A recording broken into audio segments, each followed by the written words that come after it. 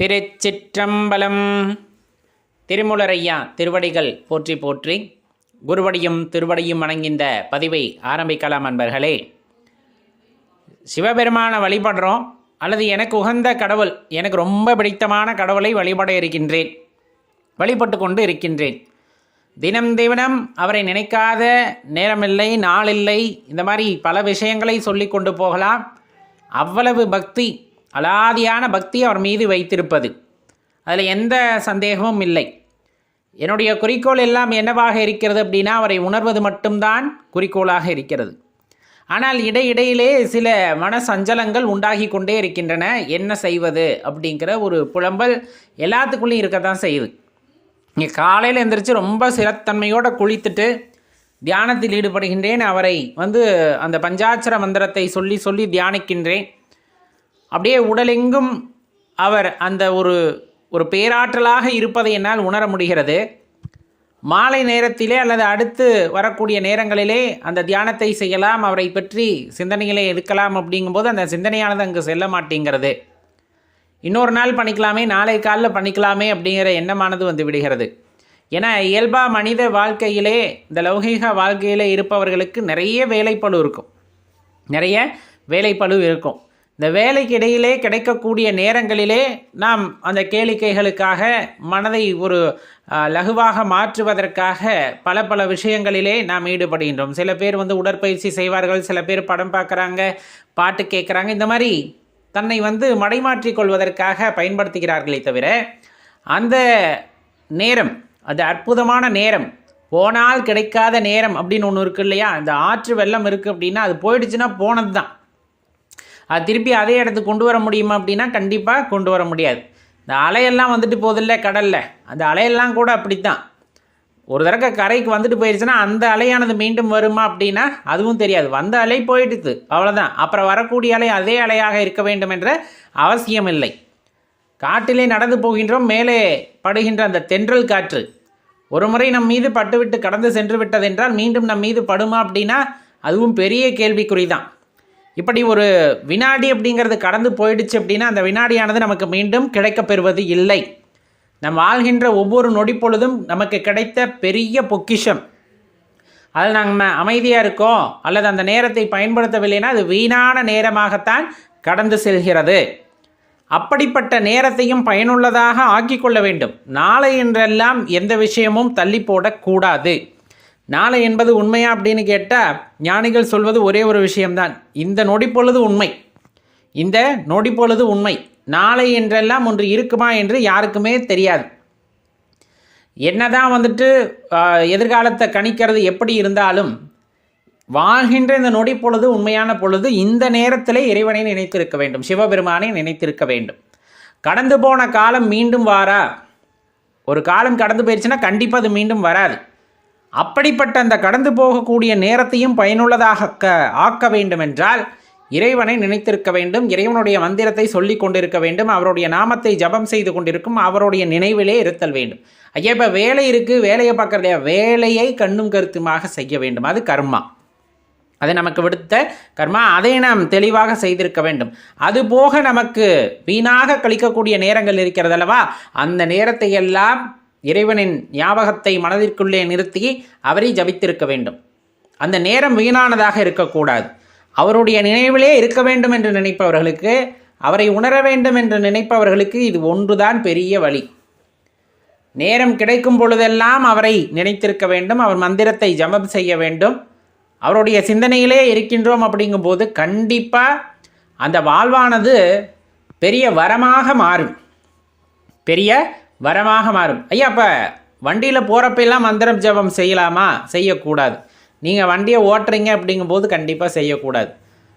2 சக்கர வாகனமோ 4 சக்கர வாகனமோ ஓட்டுறோம் அப்படிங்கும்போது அப்போ நீங்கள் அங்கே செய்கிறது கர்மா, அதை நீங்கள் தெளிவாக செய்யணும். அந்த நேரத்தில் நம்ம மந்திர ஜபம் செய்வதோ, சிந்தனை வேறு இறைவன் மீது சிந்தனையை வைத்து கொண்டிருப்பது அப்படிங்கிறது தேவையில்லாத ஒரு விஷயம். அந்த நேரத்தில் என்ன வேலையை செய்கிறோமோ அதை செய்யணும். இல்லை வண்டி வாகனத்தில் நான் பின்னமர்ந்து போகின்றேன் அப்படிங்கும்போது கண்டிப்பாக வீண் பேச்சுகளை தவிர்த்து விட்டு இறை நாமத்தை சொல்லி கொண்டிருப்பது, சிவநாமத்தை சொல்லி கொண்டிருப்பது அப்படிங்கிறது கண்டிப்பாக பலனளிக்கும். கண்ட இடத்துல எல்லாம் சொல்லலாமா?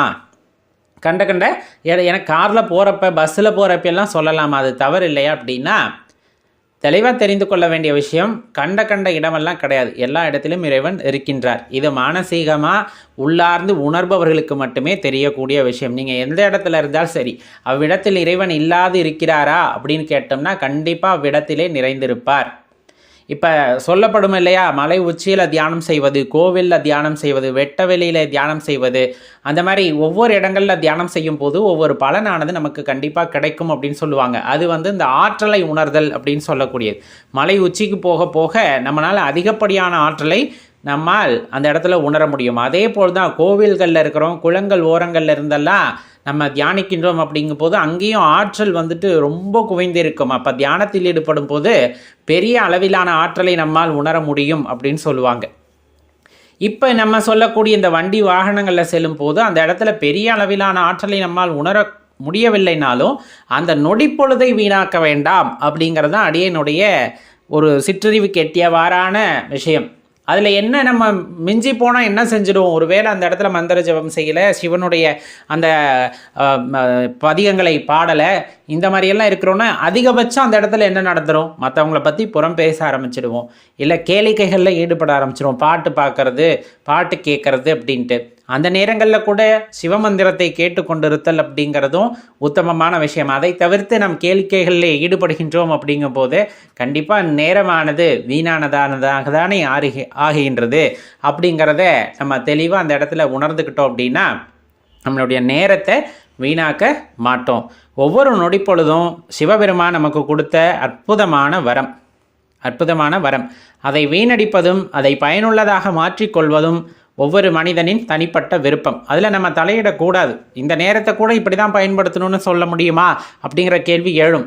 நம்ம சொல்கிறது உண்மையாகவே அந்த இறை ஆற்றலை உணர்ந்து கொள்ள வேண்டும். தன்னுள் இருக்கின்ற இறைவனை ஏதாவது ஒரு நொடிப்பொழுதில் நம்ம உணர்ந்து கொள்ள மாட்டோமா அப்படிங்கிற ஒரு ஏக்கம் இருப்பவர்களுக்கானது. ஏன்னா எந்த நொடியில் நம்ம வாழ்க்கை மாறும் அப்படிங்கிறது யாருக்குமே தெரியாது.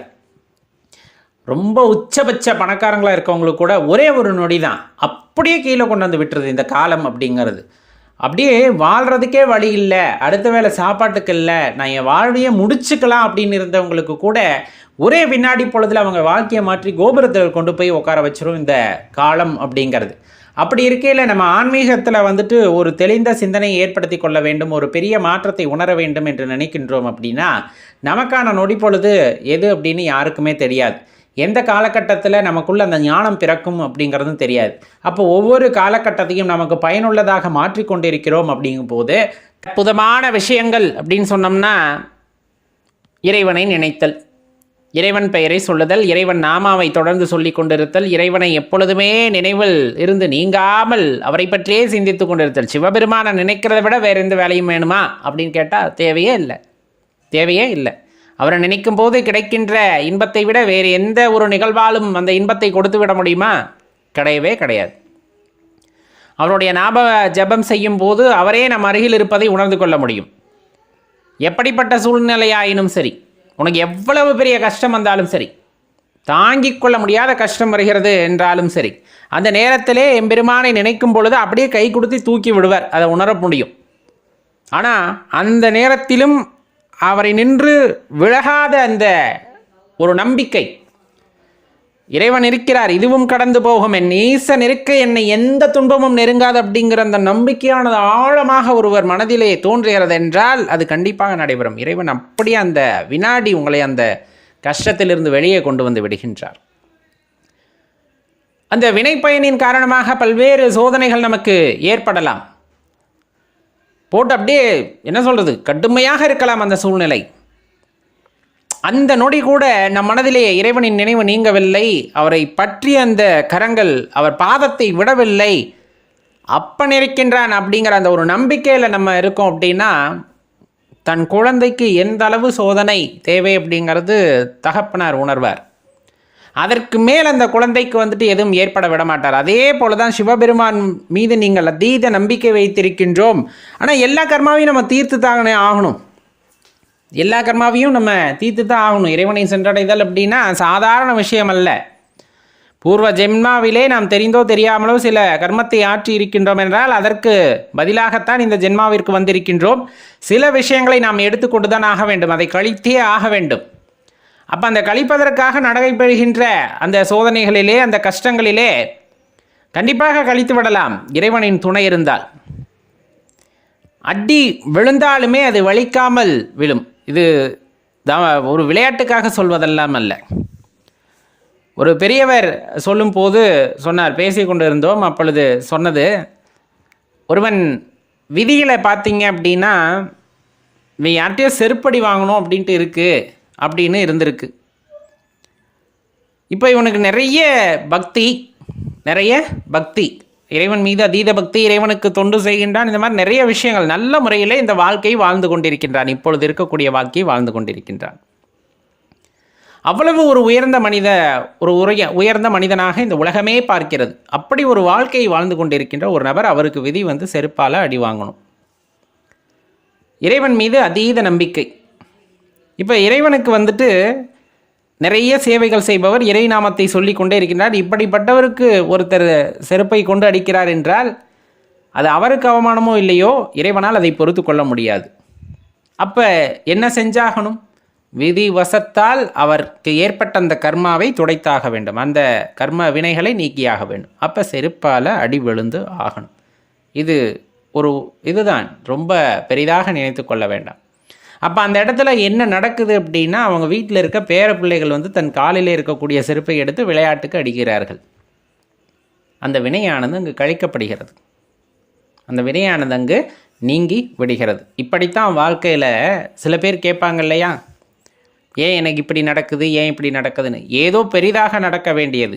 இறை மார்க்கத்திலே, ஆன்மீகத்திலே இறைவனை நம்பி நாம் செல்கின்றோம் என்றால் கண்டிப்பாக அந்த இறைவன் அந்த வினையை உங்களிடமிருந்து நீக்குவார். ஆனால் பெரிதாக நடக்க வேண்டியதை அந்த இடத்துல உங்களால் தாங்க முடிந்த அளவு வழியை கொடுத்து அந்த வினையை அங்கே நீக்கி விடுகின்றார். அதை நம்ம புரிந்து கொள்ளணும். அதை நாம் புரிந்து கொள்வதில்லை. எனக்கு ஏற்பட்ட வழி போல் இந்த உலகத்திலே யாருக்கும் ஏற்படக்கூடாது என்று சொல்கின்றோம். ஆனால் ஒரு விஷயத்தை தெளிவாக புரிஞ்சுக்கணும். அப்போ நம்ம எந்த அளவுக்கான கர்மத்தை ஆற்றியிருப்போம் இதற்கு முன்னாடி? ஏன்னா நம்ம செஞ்சமா செய்யலையா அப்படிங்கிறது தெரியாது. ஆனால் செய்யாத ஒன்று நமக்கு திரும்பி வராது. அது நம்ம நிகழ்காலத்திலேயே தெரியும். நிகழ்காலத்திலே நாம் ஒருவருக்கு செய்த விஷயமானது கொஞ்ச நாள்லேயே நமக்கு திரும்பி வந்துடும். நீ நல்லது செஞ்சாலும் திரும்பி வருது, நீ கெட்டது செஞ்சாலும் திரும்பி வருது, நிகழ்காலத்திலே நாம் பார்க்கின்றோம். அப்போ தீர்க்க முடியாத அளவிற்கான கடனை ஏற்படுத்தி விட்டால் அந்த ஜென்மாவிலே உன்னால் அதை தீர்க்க முடியாதுன்னா அடுத்த ஜென்மாவிலே தான் அனுபவித்தாக வேண்டும். அதைத்தான் நாம் இப்பொழுது ரொம்ப கடுமையான வேதனையாக சில பேர் அனுபவிக்கின்றார்கள். ஆனால் அந்த ஒரு சூழ்நிலையிலுமே கூட இறை நாமத்தை சொல்லிக்கொண்டு இறைவனை பற்றி கொண்டிருந்தால் அதன் வழியும் தெரியாமல் இறைவன் உங்களுக்கான கர்மத்தை கழிக்க வழிகாட்டுகின்றார். இது சாக்கு போக்குக்காக சொல்கிறதில்ல. ஏன்னா சொல்லுவாங்க, எல்லாத்தையும் கர்மத்தின் மீது பழியை தூக்கி போட்டுவிட்டால் சரியாகி விடுமா, இறைவன் இருப்பதை நீங்கள் உறுதிப்படுத்தி விட முடியுமா அப்படின்னா, இறைவன் இருப்பை உணர்ந்தவர்களால் மட்டுமே இதை ரசிக்க முடியும், அனுபவிக்க முடியும். சொல்லப்போனால் அது உண்மை. இறைவன் இல்லை என்று சொல்லிவிட்டால் எது சொன்னாலும் மறுப்பு தான் நம்ம தெரிவிப்போம். நம்ம இறைவனவே நேராக சிலர் காட்டினாலுமே கூட அதை ஏற்றுக்கொள்வதற்கு அவர்களுக்கு மனம் இருக்காது. யார் ஒருவர் பக்குவப்பட்ட நிலையை அடைகின்றாரோ, இறைவன் இருப்பது உண்மை அப்படிங்கிறத முதலில் ஏற்றுக்கொள்ள வேண்டும், அதை உணர வேண்டும். நம்ம யாரையும் நிர்பந்திக்க முடியாது. இங்கே பார், கடவுள் இருக்கிறார், உணர்ந்து தெரிஞ்சுக்க, உண்மை ஆமாம் அப்படின்னு சொல்லு அப்படின்னா நம்மளால் யார்கிட்டையும் போய் சொல்லவும் கூடாது, சொல்லவும் முடியாது. அவரவருக்கென்று விருப்பம் உண்டு. அவரின் இருப்பை அவர்கள் உணர வேண்டும். ஏதோ ஒரு காரணத்தினால் இறைவன் தன்னோட அந்த இருப்பை உணர்த்துகிறார். அதற்கு மேல் இறைவன் இருக்கிறார் என்று தெரிந்து கொண்ட பின்னர் அவர்கள் வாழ்க்கையே தலைகீழாக கட்டாயமாக மாறும். எதற்கு எடுத்தாலும் இறைவன் இருப்பதை உறுதி செய்து கொண்ட பின்னர், உணர்ந்து கொண்ட பின்னர், தான் செய்யும் செயலில் அந்த இடத்துல நாம் ஆற்றுகின்ற கர்மமானது தெளிவாக இருக்க வேண்டும். யாருக்கும் அது பாதிப்பை ஏற்படுத்திவிடக்கூடாது அப்படிங்கிற எண்ணமானது அவர்களிடத்தே கண்டிப்பாக தோன்றிக்கொண்டே இருக்கும். அப்படின்னா அதில் எந்த மாற்று கருத்துமே இல்லை. அவ்வளவு எளிதாக இறைவன் இருப்பை உணர்ந்து கொள்ள முடியுமானா அதுவுமே கொஞ்சம் கடினம்தான். அதற்காக மெனக்கெடணும் இல்லையா? பலாப்பழம் இருக்கிறது, பலாப்பழம் ருசியாக இருக்கும் தெரியும், மேலே முள்ளு முள்ளாக இருக்கும்ல, அந்த மேல் தோல் பார்த்திங்கன்னா முள்ளு முள்ளாக இருக்கும். அப்படியே கடித்து சாப்பிட முடியுமா? கண்டிப்பாக கடித்து சாப்பிட முடியாது. அதை உரித்தாக வேண்டும். மேலே இருக்கின்ற அந்த தோலையெல்லாம் உரித்தாக வேண்டும். அது வெறும் கையால் உரிப்பதும் அவ்வளவு சாதாரண விஷயம் அல்ல. அதை கொஞ்சம் மெனக்கெட்டு பக்குவப்படுத்தப்பட்ட கத்தியாலை வெட்டி அந்த சுளைகளையெல்லாம் அறுபடாதவாறு எடுத்து சாப்பிட வேண்டும். அறுபட்டாலும் சாப்பிடுவோம், இருந்தாலும் அறுபடாமல் அதை எடுத்து சாப்பிடுகின்ற அந்த உணர்வே அப்படிங்கிறது தனியான விஷயம். அது ஒரு இன்பமான விஷயம் அல்லவா? அதே போலதான் இறைவனின் அந்த அருட்கருணையை உணர்ந்து கொள்ள வேண்டும் என்றால் நம் மனதை சூழ்ந்திருக்கிற மாயை அது உடைப்பது கஷ்டம். அதை இந்த பலாப்பழத்தோட மேல் தோல் மேலே கரடு முரடானது, அவ்வளவு சீக்கிரம் அதை உடைத்து விட முடியாது. இருந்தாலும் அங்கே கூறிய ஆயுதத்தை கொண்டு அறுப்பது போல நம் மனதை பக்குவப்படுத்துவதன் மூலமாக இறைவனின் இருப்பை உணர்ந்தவர்கள் கொஞ்சம் கொஞ்சமாக அந்த மனசை பக்குவப்படுத்தி அந்த மனதை தூய்மைப்படுத்திய பின்பு அந்த மாயையானது விடுபடும் சமயத்திலே உள்ளிருக்கின்ற அந்த அமுதமான இறைவனை நம்மால் உணர்ந்து கொள்ள முடியும். அமுதம் போன்ற இறைவனை உணர்ந்து கொள்ள முடியும். அது அவ்வளவு எளிதாக நடந்து விடுமா அப்படின்னா, பல கட்டங்களை தாண்டிதான் இந்த அனுபவமானது ஒவ்வொருவருக்கும் எட்டுகிறது, கிட்டுகிறது. அப்படின்னா அதில் சந்தேகப்படுறதுக்கெல்லாம் ஒன்றுமே இல்லை. இப்போ சித்த பெருமக்களை நம்ம பார்த்துருக்கோம். நிகழ்காலத்திலையுமே கூட நிறைய சித்த பெருமக்களை நாம் பார்த்து கொண்டிருக்கின்றோம். ஞானியர்கள், சித்தர்களை போல மகான்கள், நம்ம சமகாலத்தில் வாழ்ந்த மகான்கள் நிறைய பேர் இருக்காங்க இல்லையா?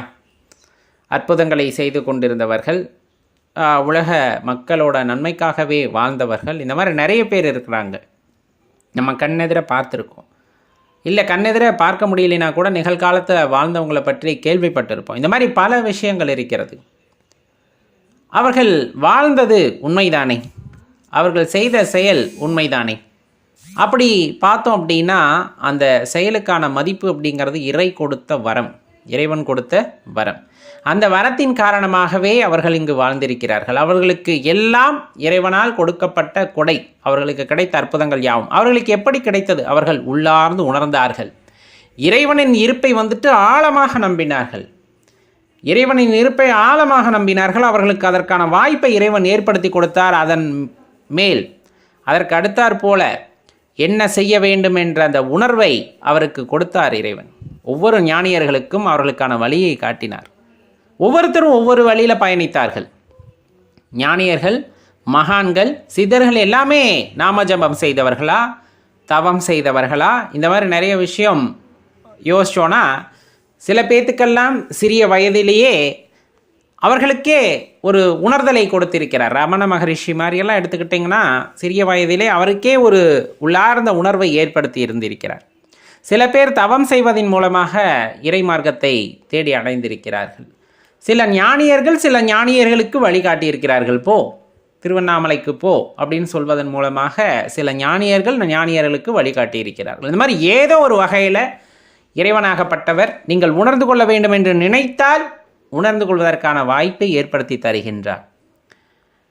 நம்ம அதே இறை மார்க்கத்தில் நான் ஒரு உயர்ந்த நிலையை அடைய வேண்டும் என்று நினைத்தால், இறை மார்க்கம்னா அந்த ஆன்மீக நிலையிலே உயர்ந்த நிலையை அடைய வேண்டும் என்றால் அதற்கும் வழிகாட்டுவார். இறைவனை நம்பி எனக்கு பொன் பொருள் வேண்டும் என்று கேட்டாலும் கொடுப்பார். இறைவனை நம்பி எனக்கு பொன் பொருள் எல்லாம் வேண்டும் என்றாலும் கொடுப்பார். ஆனால் முதலாவது சொன்னது ஆன்மீகத்திலே ஒரு உயர்ந்த நிலையை, ஒரு நிம்மதியான நிலையை அடைய வேண்டும் என்று நினைத்தால் மனதிற்கு அமைதியை கொடுக்கின்றார். அது நிலையான இன்பமாக இருக்கிறது. இரண்டாவதாக சொன்ன பொன் பொருளை கேட்டாலும் இறைவன் கொடுக்கின்றார். அது தற்காலிகமான இன்பமாக இருக்கும் அப்படின்னா அதில் எந்த மாற்று கருத்தும் இல்லை. அதை புரிந்து கொள்ளக்கூடிய மனம், அந்த பக்குவப்பட்ட மனம் ஒருவருக்கு ஏற்படுகிறது என்றால் அதுதான் அந்த இடத்துல ஒரு உயர்ந்ததாக இருக்கும். இப்போ இந்த நாம ஜபம் அப்படின்னு சொல்கிறோம் இல்லையா? நாம ஜபம், ஓம் நம சிவாய, சிவாய நம, சிவய சிவ, சிவ சிவ, சிவ சி, இந்த மாதிரி நம்ம நிறைய சொல்லிக்கிட்டு போவாங்க. நம சிவைய, மசிவயன, சிவய நம, வய நம சி, நம சிவ அப்படின்னு நம்ம சொல்கிறோம் இல்லையா? அந்த மாதிரி பஞ்சாட்சர மந்திரத்தை பலவிதமாக சொல்பவர்கள் உண்டு. அதன் பொருள் தெரிந்து சொல்பவர்களும் உண்டு, பொருள் அறியாமல் சொல்பவர்களும் உண்டு. இந்த இடத்திலே பொருள் தெரிந்து சொன்னால்தான் பலனா அப்படின்னா நல்ல மகான்கள் சொல்வது, உனக்கு பொருளே புரியாவிட்டாலும் சரி, பொருளே தெரியாவிட்டாலும் சரி, அந்த மந்திரத்தை தொடர்ந்து சொல்லிக்கொண்டிரு. அந்த மந்திரத்தை தொடர்ந்து சொல்லிக்கொண்டே இரு. ஒரு காலகட்டம் வரும்பொழுது அந்த மந்திரத்துக்கான பொருள் உனக்கே புரிய வரும். இப்போ குரு உபதேசம் வாங்கிறது அப்படிங்கிறது ஒரு பெரிய விஷயம். குருவை தேடி சென்று அவரிடம் உபதேசம் வாங்கி ஒரு நாமத்துடைய அந்த மந்திரத்தினுடைய மகிமையோடு அதன் பொருளையும் தெரிந்து கொள்கின்றோம் அப்படின்னா அது அற்புதத்திலும் அற்புதம். அது நிறைய பேத்துக்கு அந்த வரமானது கிடைத்திருக்கிறது. ஒரு சிலருக்கு அது எட்டுவதில்லை. போய் ஒரு குருவை சந்தித்து அவரிடம் உபதேசம் பெறுகின்றோம் அப்படிங்கும்போது அது ஒரு சிலருக்கு கிட்டாத வாய்ப்பாக இருக்கிறது. ஆனால் எனக்கு தெரிந்து சில பேர் இந்த மந்திரத்தை சொல்லியிருக்கிறார்கள், அதன் பொருள் எனக்கு தெரியாதே, அதை நான் சொல்லலாமா அப்படின்னா, சொல்ல சொல்ல அந்த மந்திரமானது மெருகேறும், அதற்கான பொருள் நமக்கே தெரிய வரும். ஆனால் எல்லா மந்திரத்தையும் அப்படி பிரயோகப்படுத்தி விடக்கூடாது. அடியேன் இப்படி சொல்கிறேன்னா தவறாக நினச்சிக்காதீங்க. மந்திரத்திற்கென்று ஒரு மகிமை உண்டு. நாம் இப்போ சொல்கிறது நாம ஜபம் வேணால் அது பொருள் புரியாமல் நம்ம சொல்லிக்கிட்டே இருக்கலாம். ஒரு சில அடிப்படை மந்திரங்கள் இருக்கிறது அல்லவா, இதை நாம் பொருள் தெரியலைனாலும் நம்ம சிவைய நம்ம இந்த மாதிரி மந்திரங்களை தொடர்ந்து சொல்லி கொண்டு இருக்கும்போது இதுக்கான பொருளானது நமக்கு புரிய வரும். ஆனால் ஒரு சில மந்திரங்கள் எல்லாம் உண்டு உச்சபட்சமாக. அந்த மந்திரங்களை எல்லாம் குருவோட அந்த அனுமதி இல்லாமல் உபதேசம் இல்லாமல் செய்யும்போது அது வேறு விதமான பலன்களை அல்லது விளைவுகளை ஏற்படுத்திவிடும். அதனால் எல்லா மந்திரங்களையும் அப்படி பயன்படுத்தக்கூடாது. ஆனால் அடிப்படையாக இப்போ சிவபெருமானே சிவபெருமானே சிவபெருமானேன்னு சொல்லிக்கிட்டே இருக்கோம் அப்படின்னா கண்டிப்பாக அதற்கான பலன் இருக்கத்தான். திருச்சிற்றம்பலம். திருமலரையா திருவடிகள் போற்றி போற்றி, குருவடியும் திருவடியும் அடங்கின்ற பதிவை ஆரம்பிக்கலாம் அன்பர்களே. சிவபெருமான் நமக்கு எல்லா நலனையும் கொடுத்திருக்கிறார், எல்லா வளத்தையும் கொடுத்திருக்கிறார், எல்லா ஆற்றலையும் கொடுத்திருக்கிறார்.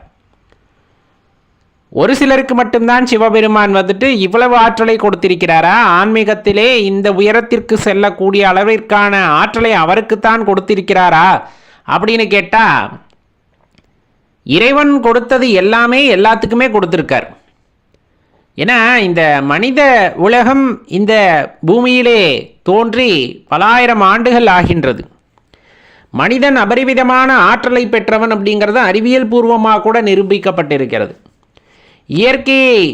இயற்கைக்கு இணையான சக்திகளை சில மனிதர்கள் கொண்டிருக்கிறார்கள். நம்மளுக்கு தெரியும் இல்லைங்களா, அவங்களையெல்லாம் சொல்லும்போது ஒரு சிறப்பான மனிதர்கள், சாதனையாளர்கள், இன்னும் சொல்லப்போனால் அந்த நம்ம படத்துலலாம் பார்க்குற மாதிரி சூப்பர் ஹீரோஸ் அப்படின்னு சொல்கிறாங்க, சில வியக்கத்தகு செயல்களை செய்யக்கூடியவர்கள் அப்படின்ட்டு. அவங்களுக்கெல்லாம் இயற்கையிலேயே அந்த குணம் இருந்திருக்கிறதா அப்படின்னு பார்த்தா அவர்கள் அதை தொடர்ந்து பயிற்சி செய்து தனக்குள் இருக்கின்ற ஆற்றலை அவர்கள் பெருக்கி கொண்டார்கள் அப்படிங்கிறது பல பேர்த்துடைய வாக்கு மூலமாக இருக்கும். நீங்கள் நிஜமாகவே அதெல்லாம் பார்க்க முடியும். அப்போ அந்த ஆற்றலானது உனக்குள் இருக்கிறதா அப்படின்னு கேட்டால் கண்டிப்பாக அந்த ஆற்றலானது நமக்குள் இருக்கும். இறைவன் அந்த ஆற்றலை நமக்கு கொடுத்திருக்கிறார். இன்னும் சொல்லப்போனால் இருக்கிறதுலையே சிறந்த கணிப்பொறி அப்படின்னு சொன்னோம்னா மனிதனோட மூளை தான் அப்படின்ட்டு அறிவியல் பூர்வமாகவே சொல்லுவாங்க. நிறைய தகவல்களை நம்ம மூளையானது சேமித்து வைக்குமா. ஆனால் இன்றைக்கி காலகட்டத்தில் நம்ம எதையுமே மூளைக்கு கொண்டு போகிறது இல்லை. அதுதான் உண்மை. உண்மையை சொல்லப்போனால் எந்த ஒரு செயலையோ அல்லது ஞாபகம் வைத்து கொள்ள வேண்டிய விஷயங்களையோ நம்ம மூளைக்கு கொண்டு போகிறதே இல்லை. அதுக்கு வேலையே கொடுக்கறதில்லை.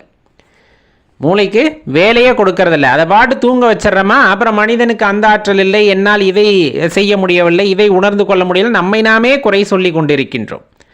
மனித மூளைக்கு அபரிவிதமான சக்திகள் உண்டு அப்படிங்கிறத அறிவியல் பூர்வமாகவே நிரூபிச்சிருக்கிறாங்க.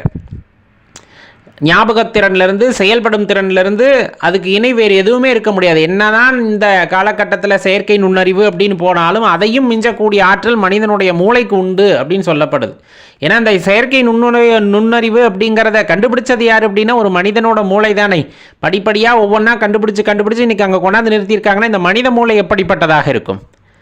இப்படி அறிவியல் பூர்வமாகவும் சரி, நிறைய விஷயங்களிலும் சரி, நம்ம வாழ்க்கையில் நடக்கக்கூடிய விஷயங்களாக இருக்கட்டும், இந்த உலகத்திலே நாம் காணக்கூடிய அதிசயங்களாக இருக்கட்டும், இந்த கட்டுமானங்களாகட்டும், செயற்கரிய செயல்களை செய்யக்கூடிய வீரர்களாகட்டும், இந்த மாதிரி நீங்கள் எந்த மனிதர்களை பார்த்தாலும் அந்த மனிதர்களுக்குள் ஒவ்வொருவர்களுக்கும் பார்த்திங்கன்னா ஒவ்வொரு தனித்தன்மையானது இருக்கும். அந்த வகையிலே நமக்கும் அந்த தனித்தன்மையானது இருக்கும்.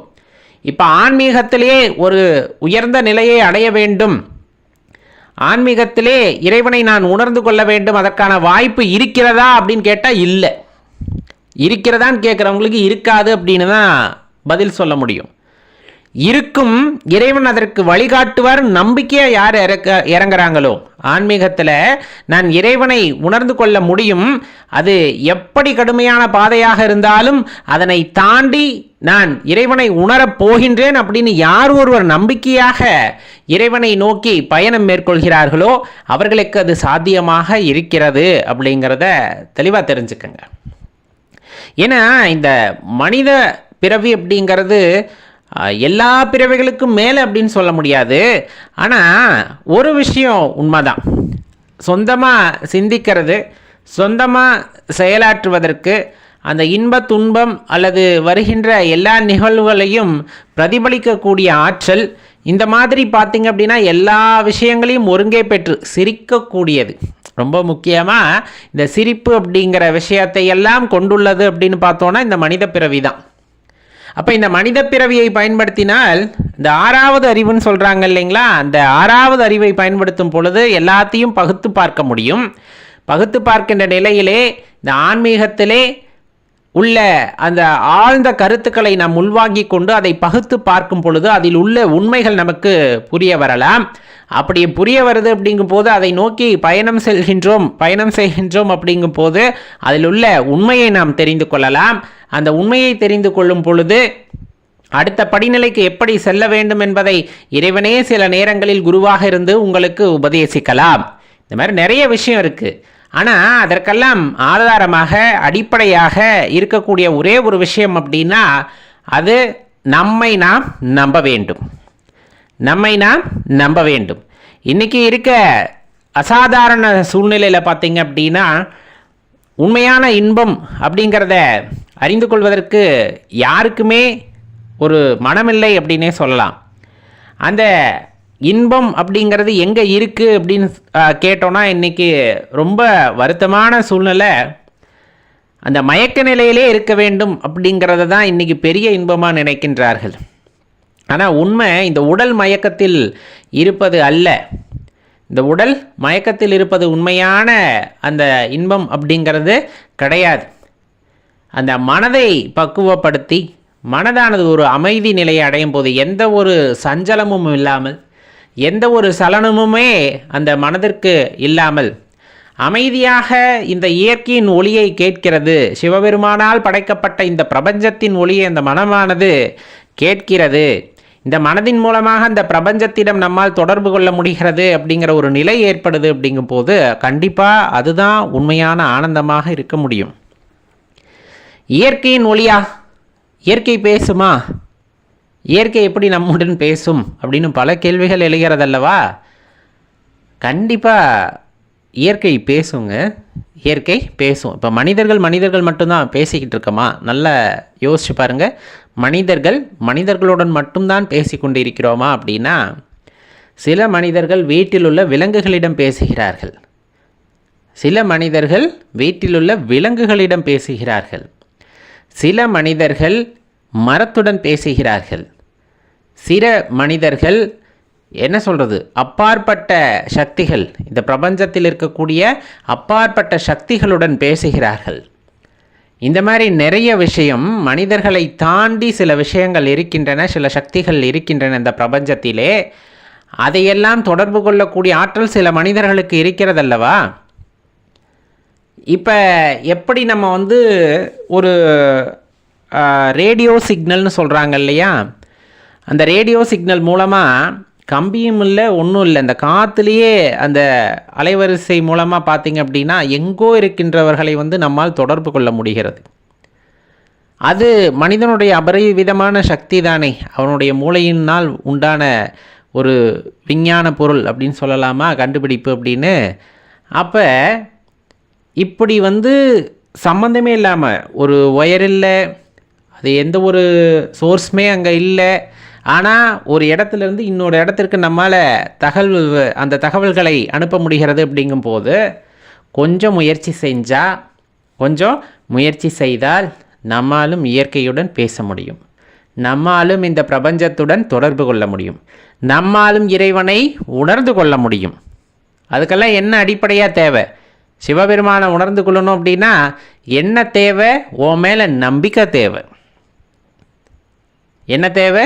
உன் மேலே நம்பிக்கை தேவை. என்னால் முடியுமான்னு கேட்டால் மீண்டும் நாம் சொல்வது முடியாது. என்னால் சிவபெருமானை உணர்ந்து கொள்ள முடியுமான்னு கேட்டால் நம்ம சொல்கிற பதில் கண்டிப்பாக முடியாது, 100% முடியாது. என்னால் முடியும் அப்படின்ற நம்பிக்கையுடன் யார் ஒருவன் அடுத்த படிக்கு செல்ல நினைக்கிறானோ அவனால் தான் சிவபெருமானை உணர்ந்து கொள்ள முடியும். முழுமையான நம்பிக்கை, அந்த முழுமையான அன்பு மனதில் இருக்க வேண்டும்.